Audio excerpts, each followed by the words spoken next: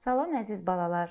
Bugünkü dərsimizdə biz sizinlə ötən dərs tanış olduğumuz köməkçi sözlərlə bağlı bir neçə tapşırığın həlli olacaq. Gəlin ilk tapşırığın şərti ilə tanış olaq.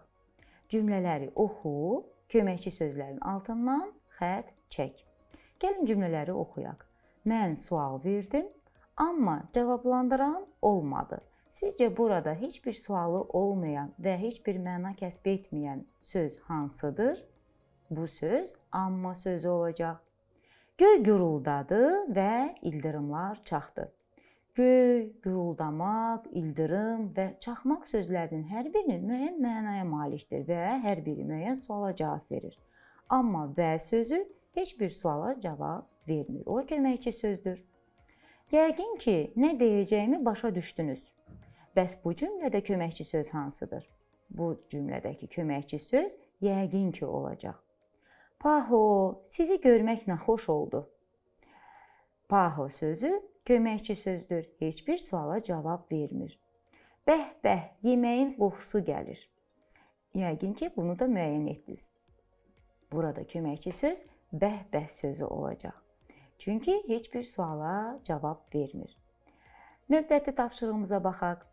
Nöqtələrin yerinə uyğun gələn köməkçi sözlər artır. O çox çalışırdı, amma hələ də uğur qazana bilmirdi. Sən nə edəcəksən? Sizcə bu cümləyə hansı köməkçi sözü əlavə etmək olar? Əlbəttə ki, fikir versəz, burada bəs köməkçi sözünü əlavə etsək daha düzgün olar.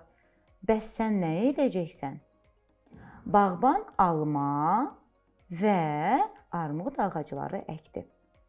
Mən çətir götürdüm. Çünki yağış yağırdı. Vay vay, mən bunu necə unuda bilərdim? Növbəti tapşırığımıza baxaq. Dördündən biri fərqlidir. Fərqlənən sözü seç. Gəlin sətirlər boyu sözləri oxuyaq.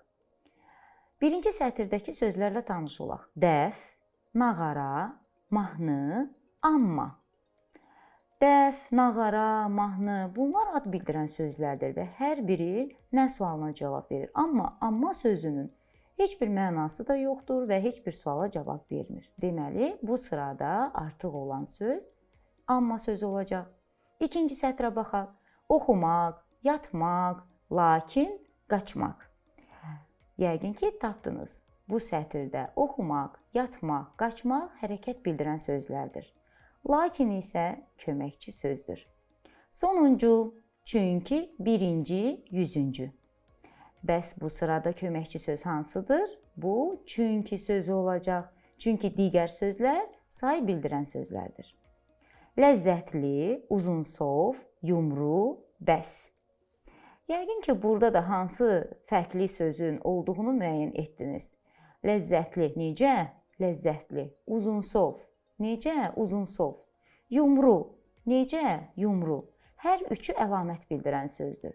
Bəs sözü isə heç bir suala cavab vermir. Deməli, o köməkçi sözdür.